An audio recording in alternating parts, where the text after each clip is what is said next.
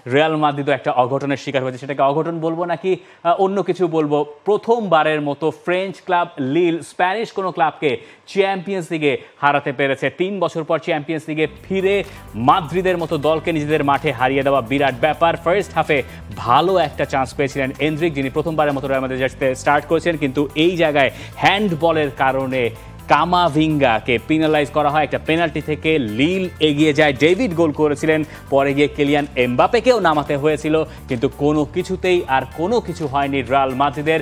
36 match পরে Real Madrid হেরেছে কোনো একটা ম্যাচ। রিয়াল মাদ্রিদ সুলভ খেলাটা অনেক দেরিতে এসছে, যখন 80 মিনিটের পর রুদিগার দুটো টানা সুযোগ পেলেন, কিন্তু লিলের গোলকিপার লুকাস শেভালিয়ের দুর্দান্ত কিছু সেভ। একদিকে এমিলিয়ানো মার্তিনেজ সেভ করছেন অ্যাস্টন ভিলার ম্যাচে, অন্যদিকে লিলের লুকাস শেভালিয়ার তিনি একের পর এক সেভ করে যাচ্ছেন। আর্দা গুলার একদম পয়েন্ট ব্ল্যাঙ্ক একটা সুযোগ পেয়েছিলেন, সেটাও লুকাস শেভালিয়ার বাঁচিয়ে দিল, এবং লিলের জন্য তো একটা ঐতিহাসিক জয়, মানে এর চেয়ে বড় কিছু হয়তো লিলের জন্য হতে পারে না কন্টিনেন্টাল কম্পিটিশনে। আর রিয়াল মাদ্রিদ যেখানে 36টা ম্যাচ একটা আনবিটেন রেকর্ড নিয়ে লিলের সঙ্গে খেলতে নামে, আপনি ওই মেন্টালিটি হয়তো থাকবে যে ঠিক আছে আমি ফ্রান্সে খেলতে যাচ্ছি। বসুন্ধরা টিস্যুতে ছাড়ের ছড়াছড়ি। বসুন্ধরা টিস্যু নিয়ে এলো নিশ্চিত ছাড়।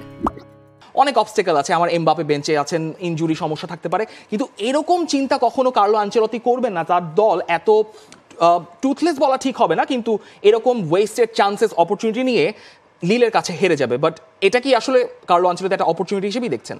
সেটা তিনি দেখছেন, এবং কার্লো আনচেলত্তি এই ম্যাচ শেষে বলছেন এটা তার দলের জন্য একটা ওয়েক আপ কল। ট্রানজিশনে আমাদের ভুগতে হয়েছে, আমরা আগ্রাসী মনোভাব দেখাতে গিয়ে উল্টো বিপদে পড়েছি। শেষ হার, ডার্বিতে হার আমাদের ঘুরে দাঁড়ানোর অনুপ্রেরণা জুগিয়েছে। আশা করছি এই হারের পরও আমরা ঘুরে দাঁড়ানোর তাড়নাটা অনুভব করব। অর্থাৎ তিনি আসলে কোন ডার্বির হারটা মনে করাচ্ছেন?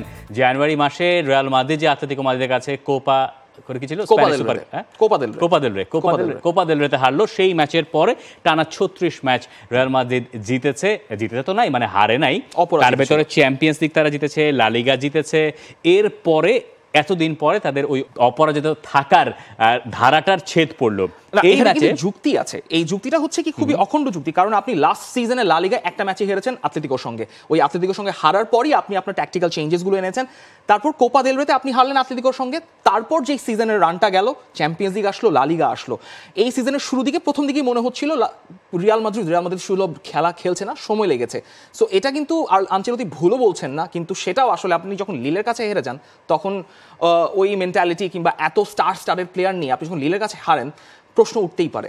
দেখুন, শুরু থেকে যদি একটু আসি, এনরিক প্রথমবারের মতো স্টার্ট করলেন রিয়াল মাদ্রিদের হয়ে চ্যাম্পিয়ন্স লিগের কোনো ম্যাচে, যিনি আগের ম্যাচে গোল করেছিলেন। সেই এনরিকই ফার্স্ট হাফে একটা সেরা সুযোগ বোধহয় রিয়াল মাদ্রিদের হিসেব থেকে পেয়েছিলেন। তিনি ওখান থেকে বল মেরেছিলেন সরাসরি গোলকিপারের দিকে। এরপরে সেকেন্ড হাফে যখন এই পেনাল্টিটা, কামাভিঙ্গার কিচ্ছু করার ছিল না, তবে পরিষ্কার পেনাল্টি, আনলাকি বলে না, কিন্তু কিছু করার নেই, হাতটা এমন একটা পজিশনে ছিল, একটা ফ্রি কিক থেকে বল উড়ে গিয়ে লাগলো। এবং তারপর কার্লো আনচেলত্তি বাধ্যই হলেন, কিলিয়ান এমবাপে একটু আগে ভাগেই ফিরলেন, তাই না? তার তো আসলে ফেরার কথা ছিল না, কিন্তু ফ্রান্সে তিনি তাকে নামানোই হলো মাঠে। এরপরে গিয়ে শেষের 10-15 মিনিটে রিয়াল মাদ্রিদ খুব ভালো ট্রাই করেছিল, মানে যেটা করে সাধারণত রিয়াল মাদ্রিদ, তো স্টুটগার্টের সঙ্গেও এভাবেই পিছিয়ে পড়ে এরপরে ম্যাচ বের করে আনলো। পিছিয়ে পড়েছিল রিয়াল মাদ্রিদ স্টুটগার্টের সঙ্গে, ড্র ছিল, এরপর 1-1 ছিল, তারপর থেকে তারা এসেছিল। এইখানেও দেখুন, জুড বেলিংহাম একটা ভালো সুযোগ পেয়েছিলেন, রুডিগারের একটা ভালো হেডের ছিল।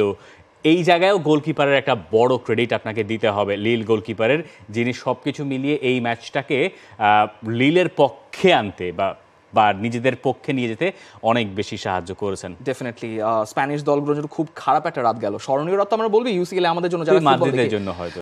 For more updates, subscribe to our YouTube channel and click on the bell icon. Follow us on Facebook and Instagram.